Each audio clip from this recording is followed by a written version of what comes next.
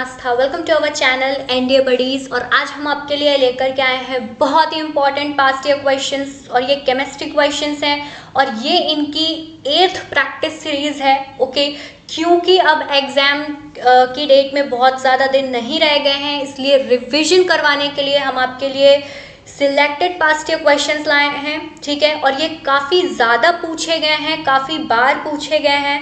ठीक है, तो अब इनकी प्रैक्टिस करना हमारे लिए बहुत ही ज़्यादा इंपॉर्टेंट है। ओके, और ये काफ़ी भी हेल्पफुल होगी। तो without any further delay let's get started. Okay, तो यहाँ पे जो हमारा फर्स्ट क्वेश्चन है वो है, let there be an object having some chemicals in it. ठीक है, तो हमारे पास एक ऑब्जेक्ट है, ठीक है, और वो क्या है, उसके पास कुछ केमिकल्स है, मतलब कि वो केमिकल्स का बना हुआ है। Okay, it starts moving with a uniform velocity v and the chemical reaction starts happening. Okay भाई, और वो जो हमारे पास ऑब्जेक्ट है, ठीक है, मतलब कि जो केमिकल है हमारे पास, हमने उसकी क्या करवाई, केमिकल रिएक्शन करवाई। ठीक है, तो जब वो केमिकल रिएक्शन करेगा तो उसकी पहले यूनिफॉर्म वेलोसिटी होगी। ठीक है, वो मूव करेगा, उसके जितने भी मॉलिक्यूल्स होंगे वो मूव करेंगे, और फिर क्या होगी, जो रिएक्शन होगी वो स्टार्ट हो जाएगी। ठीक है, in this case which of the following statements is are correct. Okay, हमें फाइंड आउट करना है कि इस केस में जो केमिकल रिएक्शन चल रही है, हमें दो स्टेटमेंट्स दिए गए हैं, उनमें से कौन सा सही है। तो जल्दी से अपने स्टेटमेंट्स भी देख लेते हैं। Chemical reactions happening in the system can not change the velocity of the centre of mass of the object. Okay, chemical reactions happening in the system cannot change kinetic energy of the particle inside with respect to the center of mass of the object। Okay भाई, ठीक है, तो यहाँ पे हमें एक चीज याद रखनी है। ठीक है, हमारा जो यहाँ पे कीवर्ड है वो क्या है, इन द सिस्टम। ठीक है, ये देखिए यहाँ पे in the system, in the system मतलब कि जो केमिकल रिएक्शन हो रही है वो एक सिस्टम के अंदर हो रही है। तो हमें पता होना चाहिए कि जब भी कोई चीज़ सिस्टम के अंदर होती है, सिस्टम में होती है, तो वो एक इंटरनल प्रोसेस होता है। ठीक है, और इंटरनल प्रोसेस में क्या होता है, जो हमारा मास होता है वो कंजर्व्ड रहता है। ठीक है, हमारी जितनी भी एनर्जी रहती है वो क्या रहती है, कंजर्व्ड रहती है। ठीक है, तो क्या होगा भाई कि जो केमिकल रिएक्शन हमारे सिस्टम के अंदर हो रही है, can not change the velocity of a centre of mass. हाँ भाई, वो सेंटर ऑफ मास की वेलोसिटी को चेंज नहीं कर पाएगी। ओके, वेलोसिटी क्या रहेगी, सेम ही रहेगी। लेकिन इसमें सेकेंड स्टेटमेंट में क्या है भाई, तो इसके हिसाब से जो हमारा फर्स्ट स्टेटमेंट है वो क्या है, करेक्ट है। ओके, तो सेकेंड क्या है भाई, chemical reactions happening in the system can not change kinetic energy of the particle. भाई देखो, जब केमिकल रिएक्शन होती है तो भाई अब होगा क्या, जब रिएक्शन कंप्लीट हो गया, रिएक्शन के बीच में जब वो स्टार्ट होती है तो वेलोसिटी क्या होती है, थोड़ी कम होती है। ठीक है, बट जब वो एकदम अपने हाईएस्ट पीक पर होती है केमिकल रिएक्शन, तो आप खुद ही सोचो प्रैक्टिकली जो उसकी काइनेटिक एनर्जी होगी जितने भी पार्टिकल्स की, वो तो बढ़ेगी ना भाई, है ना। भले ही वो इंटरनल प्रोसेस है, ओके, एनर्जी कंजर्व्ड है, सब कुछ कंजर्व्ड है, उनका मोमेंटम भी कंजर्व्ड है, बट काइनेटिक एनर्जी क्या होगी, चेंज होगी।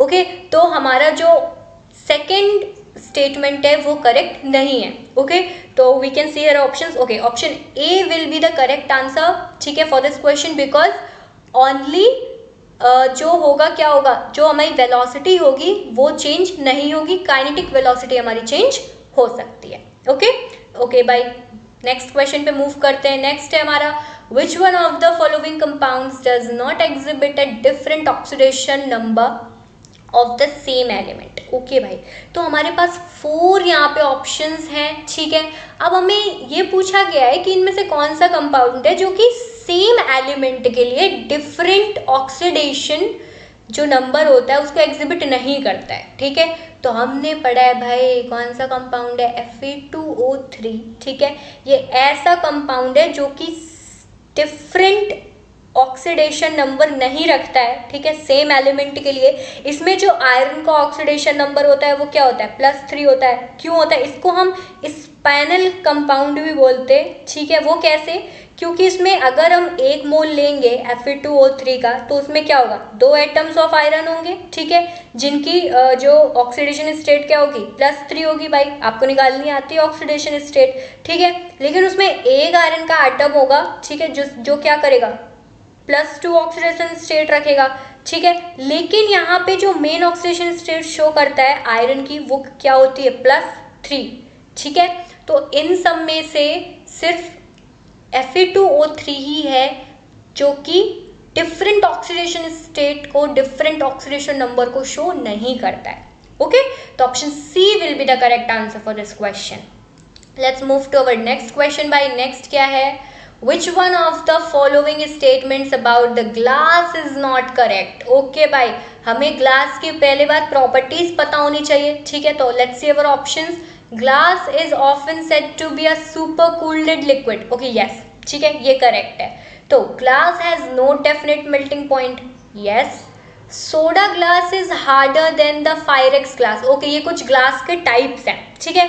तो बेसिकली स्टेटमेंट जो सी है हमारा, okay, our option C is correct because जो सोडा ग्लास होता है ना, इसमें जो सिलिकॉन डाइऑक्साइड की जो प्रपोर्शन होता है, ठीक है, वो बहुत कम होता है, ठीक है। तो अब ये क्योंकि इसका प्रपोर्शन कम होता है तो इसकी हार्डनेस क्या हो गई, कम हो गई। अब जब आप इसको गर्म करते हैं, ठीक है, इसको हीट करते हैं, तो ये क्या हो जाता है, जल्दी एक्सपैंड कर जाता है, ठीक है। अब जब ये एक्सपैंड करेगा तो इट्स नॉट अ हार्डर, ठीक है, इसके पास टॉलरेंस पावर नहीं है। तो यहाँ पे सोडा ग्लास क्या होगा, इसको हम सोडा लाइम ग्लास भी बोलते हैं। तो यहाँ पे जो सोडा ग्लास होगा is not harder than फायरेक्स glass, ठीक है। फायरेक्स ग्लास जो होता है ये एक ब्लेंडेड बोरोसिलिकेट ग्लास होता है, ठीक है, ये प्रॉपरली ब्लेंडेड होता है और इसमें जो सिलिकॉन डाइऑक्साइड है उसका जो प्रोपोर्शनल होता है वो बहुत ही ज़्यादा होता है, ठीक है। इसीलिए जब आप इसको हीट करते हो तो ये एक्सपैंड नहीं होता है, इसकी जो हीटिंग टॉलरेंस होती है बहुत ज़्यादा होती है comparatively to soda lime glass. Okay, option C will be the correct answer for this question. Now let's move to our next. Which one of the following statements is correct? Okay, हमें इनमें से find out करना है कौन सा correct है। तो let's see. Both boiling and evaporation are surface phenomena. No, इसमें क्या है, बॉइलिंग के बारे में पूछा गया और एवेपोरेशन के बारे में पूछा गया। तो भाई हमें पता है बॉइलिंग क्या है, बॉइलिंग एक बल्क फिनोमेना है, ठीक है। और एवेपोरेशन क्या है, एवेपोरेशन एक सरफेस फिनोमेना है, ठीक है। ऐसा लिक्विड की जो सबसे हायर जो लेयर होती है, ओके, सबसे आउटर मोस्ट लेयर, उसमें जो मॉलिक्यूल्स होते हैं उनकी जो एनर्जी होती है वो क्या होती है, बहुत हाई होती है, ओके। और इसीलिए वो क्या हो जाते हैं, वो गैस फॉर्म में, गैस फेज में तुरंत क्या हो जाते हैं, कन्वर्ट हो जाते हैं और एटमॉस्फेयर में चले जाते हैं, ठीक है। तो ये कैसा फिनोमेना है, ये सरफेस फिनोमेना है। वेयरएज जो बॉइलिंग है आपकी वो आपका बल्क फिनोमेना है, ठीक है। इसमें क्या होता है, इसमें वेपराइजेशन होता है और ये बल्क में होता है, ओके। तो this is not correct, okay. Boiling is a surface phenomena, no, ये तो गलत हो गया, okay. Both boiling and no, okay. Option D will be the correct, ठीक है। क्यों, क्योंकि ये क्या बोल रहे हैं कि बल्क फिनोमेना क्या है, बॉइलिंग, और एवेपोरेशन क्या है, सरफेस फिनोमेना, ओके। चलिए भाई नेक्स्ट क्वेश्चन क्या है हमारा, विच one of the following statements about diamond and graphite is not correct. ठीक है भाई, हम सब ने डायमंड और ग्रेफाइट के बारे में बहुत पढ़ा है, दोनों आपस में अच्छे भाई हैं, ठीक है।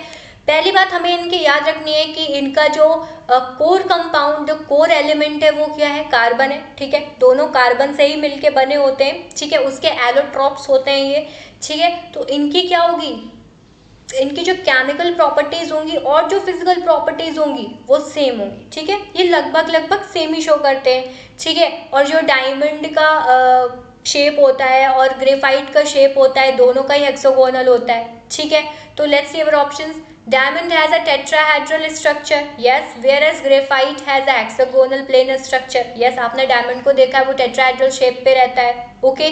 और जो ग्रेफाइट होता है वो कैसा होता है, हेक्सागोनल प्लेनर स्ट्रक्चर में रहता है, ठीक है।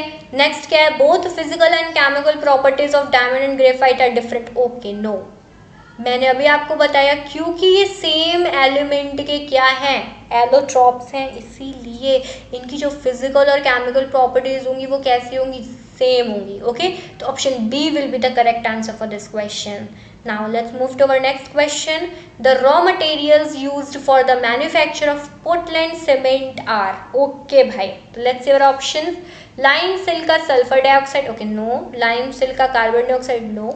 Lime, silica, alumina, yes, option C is correct, क्योंकि हम सब ने पढ़ा है कि जो पोर्टलैंड सीमेंट होती है, ओके, पीओपी जो होती है, इसमें लाइम होता है, सिलिका होता है, एल्यूमिना होता है, जिप्सम होता है, ठीक है, जिसमें जो लाइम और सिलिका का काम क्या होता है, इसमें ये ऐड किए जाते हैं स्ट्रेंथ ऐड करने के लिए, ठीक है। ये सीमेंट को क्या प्रोवाइड करते हैं, स्ट्रेंथ प्रोवाइड करते हैं, ठीक है। पर अगर इनकी ये ज़्यादा हो गई, ठीक है, अगर ये एक्सेस में मिला दिए गए तो ये रिड्यूस भी कर देते हैं। इसमें जो बेसिकली एल्यूमिना का काम ये होता है कि ये उसको सेटिंग प्रॉपर्टी देता है, ठीक है, क्विक सेटिंग प्रॉपर्टी देता है, जिससे कि जो सीमेंट होती है ना वो बहुत जल्दी से सेट हो जाती है।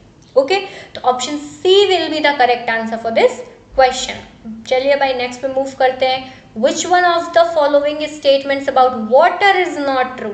चलिए भाई वाटर के बारे में तो सबने पढ़ा है, ठीक है।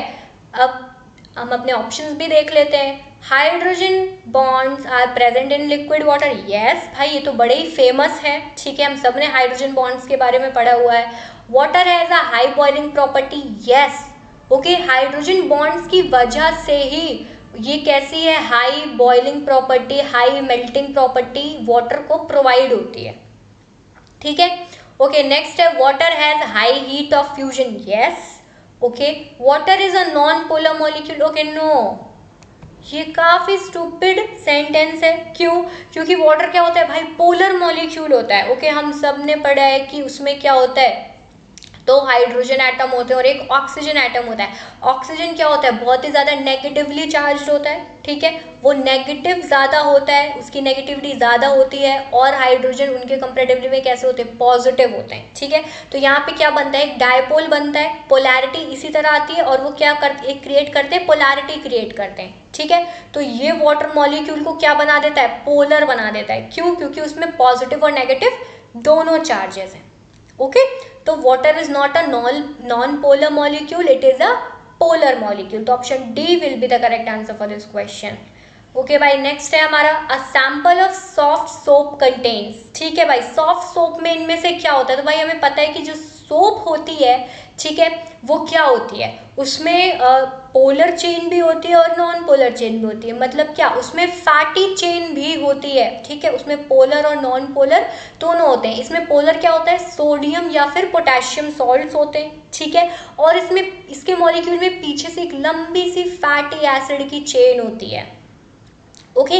आपने जब इसका स्ट्रक्चर पढ़ेंगे तो उसमें आप सोडियम पोटेशियम देखेंगे सॉल्ट्स, ठीक है, और इनके पीछे क्या होगी, एक फैटी एसिड की चेन होगी। तो हम अपने ऑप्शंस में देख रहे हैं that option B is correct answer, okay, इसमें पोटेशियम होता है, ठीक है।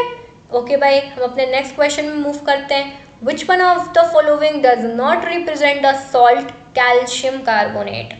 ओके भाई तो हम देखते हैं कैल्शियम कार्बोनेट में lime water, basically lime water होता है क्या, हमें पता होना चाहिए। लाइम वाटर क्या होता है, ये होता है सैचुरेटेड एक्वस सोल्यूशन, किसका, कैल्शियम कार्बोनेट का नहीं, कैल्शियम हाइड्रोक्साइड का होता है, ओके, CaOH का होल ट्वाइस, ठीक है। तो option A will be our correct answer, क्योंकि लाइमस्टोन, चॉक, मार्बल में आपको कैल्शियम कार्बोनेट मिल जाएगा, ओके।